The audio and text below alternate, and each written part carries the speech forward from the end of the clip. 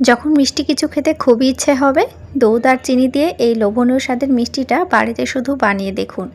খাওয়ার পরে এত প্রশংসা পাবেন যে দ্বিতীয়বারে বানিয়ে দেওয়ার আবার আবদার করবে। মিষ্টির দোকানের স্বাদ এবার থেকে আপনারা বাড়িতেই পাবেন। ভিডিওর শুরুতে প্রথমে একটা পরিষ্কার কড়াইতে 1 কাপ চিনি নিলাম, 2 চা চামচ জল দিয়ে দেব। প্রথমে চিনিটা যাতে পুড়ে না যায় সেজন্য এখানে জলটা ব্যবহার করবেন, তবে এখানে জল একদম অল্প ব্যবহার করবেন। গ্যাসের আঁচ মাঝারি থেকে একদম লো আঁচে রেখেছি, কখনোই আপনারা আঁচ বাড়াবেন না। কয়েক মিনিট নাড়াচাড়া করলেই খুব সুন্দর একটা ক্যারামেলের ভেতর কালার আসবে। আপনারা কখনো এই কালারটাকে ডিপ করবেন না বা ব্রাউন করবেন না, এই অবস্থায় দুধ দিয়ে দেবেন। তো এখানে আমি 1 লিটার দুধ নিয়েছি, আগে থেকেই জাল করে রেখেছিলাম। আপনারা এখানে কাঁচা দুধও দিতে পারেন। তো এখানে আস্তে আস্তে ক্যারামেলের ভেতরে দুধটা দিয়ে দেব।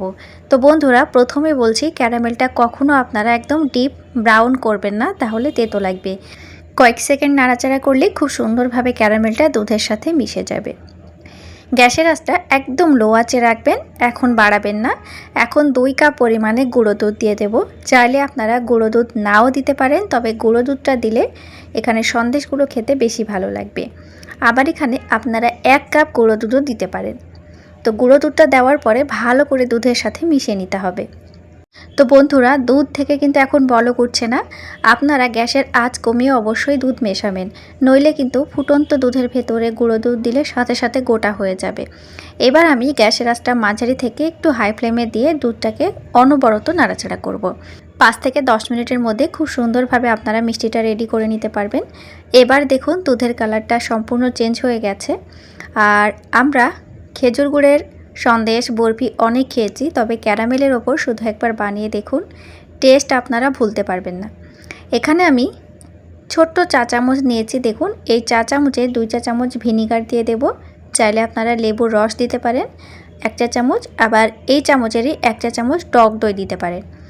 এখানে ভিনিগারটা দেওয়ার ফলে দুধটা হালকা একটু কেটে কেটে যাবে, আর সাথে দানাদার সন্দেশ আমাদের রেডি হবে।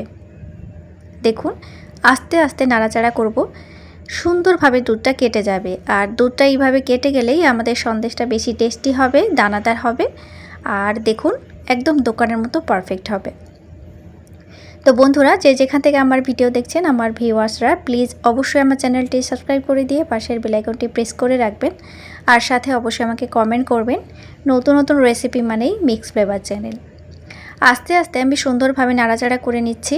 এবার দেখুন খুব সুন্দরভাবে দুধটা কেটে গেছে, আর দুধটা এখন ভারী হয়ে গেছে। দেখুন ছানা, মাওয়া, পনির সব কিছু দিয়েই তো আমরা মিষ্টির দোকানের মতো পারফেক্ট সন্দেশ বানিয়ে খাই। তবে এই পদ্ধতিতে একবার বানিয়ে দেখুন, মিষ্টির দোকানে আর যেতে হবে না। মিষ্টির দোকানের স্বাদ এবার থেকে আপনারা বাড়িতেই পাবেন।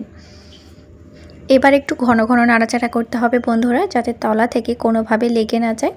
এখন লেগে যাওয়ার সম্ভাবনা খুব বেশি। ফ্লেভারটা আরও ভালো আনার জন্য এখানে আমি গাওয়া ঘি দিয়ে দেব, চা চামচের 1 চা চামচ। এই ঘিটা গলে গেলে 2 চা চামচ হয়ে যাবে। এই পর্যায়ে ঘিটা পুরোটাই অপশনাল, তবে ঘি দিলে সন্দেশগুলো বা মিষ্টিগুলো খেতে আরও বেশি টেস্টি হবে। আর এই পর্যায়ে এমন সুন্দর একটা ফ্লেভার দেবে, মানে কি বলবো, পুরো বাড়ি একদম মোমো করবে। দেখুন বন্ধুরা, খুব সুন্দরভাবে আমি জলটা শুকিয়ে নিয়েছি। এবার আমি গ্যাসের আঁচটা পুরোপুরি অফ করে দিচ্ছি। চুলা থেকে নামিয়ে কিছুক্ষণ আমি বাইরে রেখে দেব, 1 থেকে 2 মিনিটের জন্য, তাহলে ভেতরে যে ভাপটা আছে সেটা বেরিয়ে যাবে। আমরা যদি এই ভাপটাকে এইভাবে নাড়াচাড়া করে বের করে দিতে পারি, তাহলে তাড়াতাড়ি মোল্ডে সেট করতে পারবো।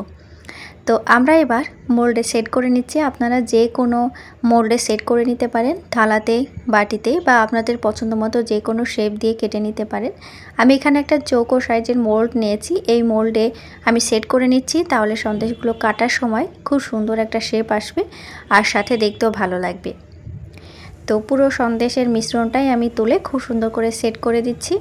আর ছোট চা চামচ দিয়ে বা ছোট কোনো হাতা দিয়ে আপনারা ঠিক এইভাবে ওপরের অংশটা একটু এইভাবে মসৃণ করে দেবেন, তাহলে খুব সুন্দরভাবে সেট হয়ে যাবে। একদম নর্মাল আবহাওয়াতেই এই সন্দেশটা সেট হয়ে যাবে, ফ্রিজে রাখার কোনো দরকার নেই। এইখানেই আমি 5 মিনিটের জন্য রেখে দিচ্ছি, তারপরে আপনাদেরকে কেটে দেখাচ্ছি।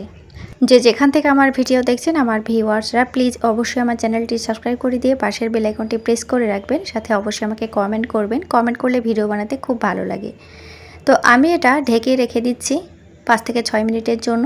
5-6 মিনিট পর এটাকে আমি মোল্ড আউট করে নিচ্ছি। মোল্ড আউট করার পর আপনারা দেখুন ম্যাজিকের মতো কত সুন্দরভাবে সন্দেশটা সেট হয়ে গেছে।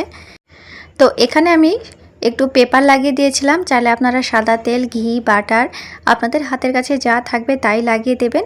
আবার এইভাবে আপনারা মোল্ডে সেট করে ফ্রিজেও রেখে দিতে পারেন, তাতেও খুব সুন্দরভাবে সেট হয়ে যাবে। আমি একদম নর্মাল আবহাওয়াতে রেখেছিলাম। দেখুন এবার আমি আস্তে আস্তে পেপারটা উঠে নিচ্ছি। যখন মিষ্টি খেতে খুবই ইচ্ছে করবে তখন ঝটপট অল্প কটা উপকরণ দিয়ে এই মিষ্টিটা শুধু একবার বানিয়ে দেখুন।